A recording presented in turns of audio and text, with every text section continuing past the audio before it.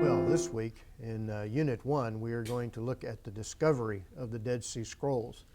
Again, what we call today Cave 1 was found by a couple of Bedouin boys who were pasturing their sheep along the shores of the Dead Sea in the winter of 1946-47.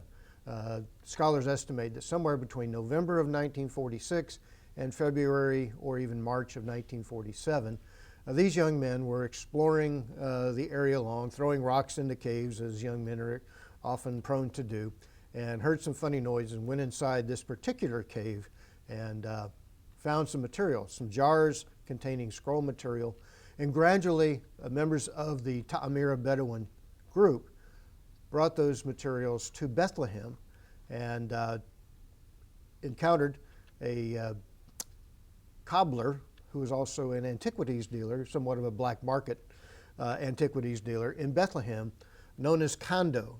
His name actually was Khalil Iskander Shaheen, but he's known best as Kondo.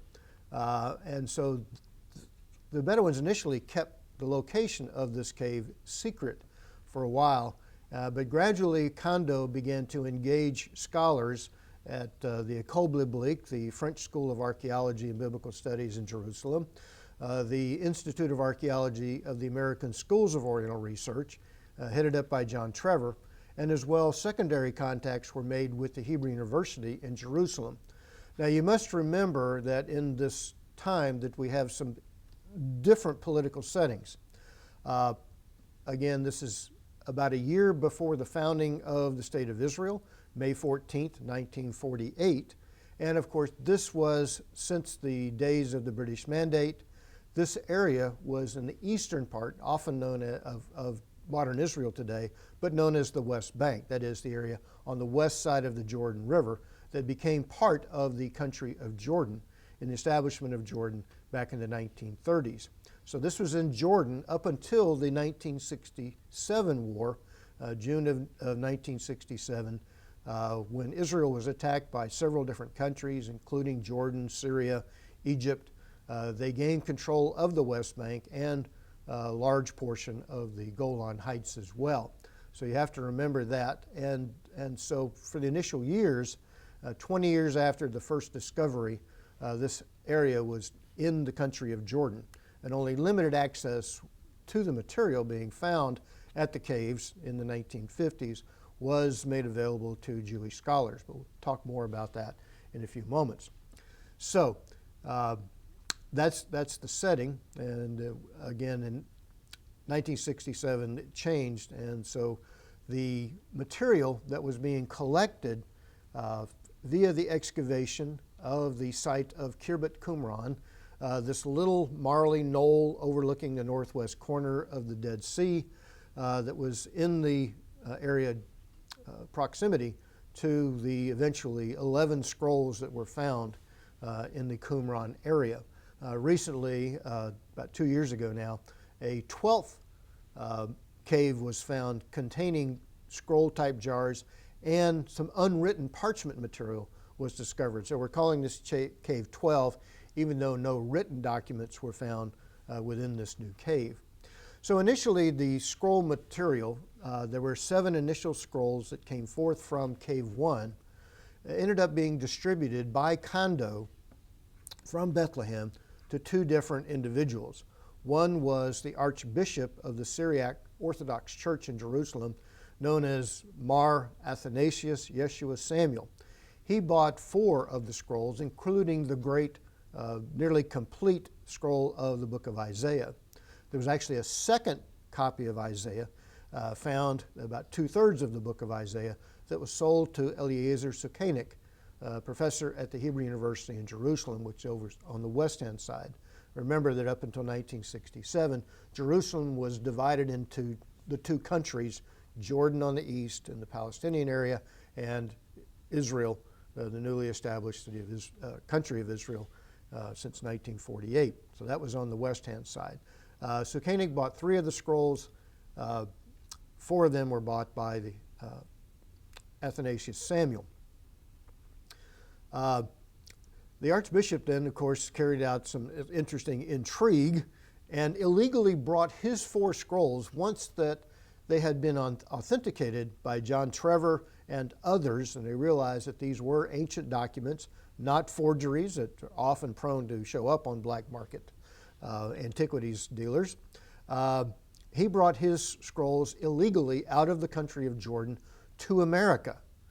He was eventually ostracized from his church and moved to America, but he brought his 4 scrolls to America, put an ad in the Wall Street Journal with a asking price of $1 million. And of course, remember, $1 million in the early 1950s was a sizable sum. But you'll read about some of the intrigue in your initial readings in Vanderkam and the other textbooks that talk about some of the intrigue of the scroll distribution and analysis in those early days. But after the discovery of scrolls, they enlisted a team to excavate at Khirbet Qumran under the leadership of Roland DeVoe, who had explored, by the way, Cave 1 with several others from the United Nations to, again, authenticate the discovery of the material and further explore. They found more scroll jars and additional scroll material in Cave 1.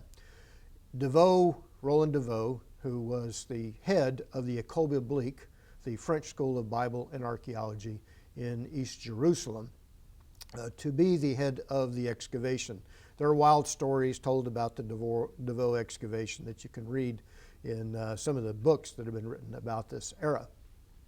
So, explorations and excavations continued to take place from 1951 to 1956, excavating this interesting site there by the Dead Sea, on this knoll, this marly knoll, a couple hundred feet above the level of the Dead Sea, where the group founded its somewhat monastic type of setting. But eventually, while they were excavating, further caves were being explored, including Cave 4, which contained the largest number, perhaps 25,000 different fragments of hundreds of different biblical and extra-biblical books. It was literally a stone's throw from the site that was being excavated, and yet it was found by the Bedouins during the night. And they would secret away during the night, dig in the cave, take materials, and then take them up to Bethlehem. So it was kind of an interesting process. But eventually it all got collated. It was brought to the Palestine Museum in East Jerusalem, known today as the Rockefeller Museum, where a team of scholars was gathered together to begin collating and interpreting these tens of thousands of fragments of scrolls that we know as the Qumran group of the Dead Sea Scrolls. Later in the term, we'll also talk about other cave areas that were explored all along the shores of the Dead Sea, places like the Wadi Murabba'at and even at Masada. We'll talk about some of the scrolls that were found at that site. So when we talk about the Dead Sea Scrolls, the majority of them were found in the 11 caves near Qumran, but throughout the cave areas along the Dead Sea, from the time of the first Jewish revolt through the second Jewish revolt in the 2nd century AD, the so-called Bar Kokhba revolt of 132 to 135 AD, other materials were brought and deposited in the caves along the Dead Sea, biblical and extra-biblical texts as well.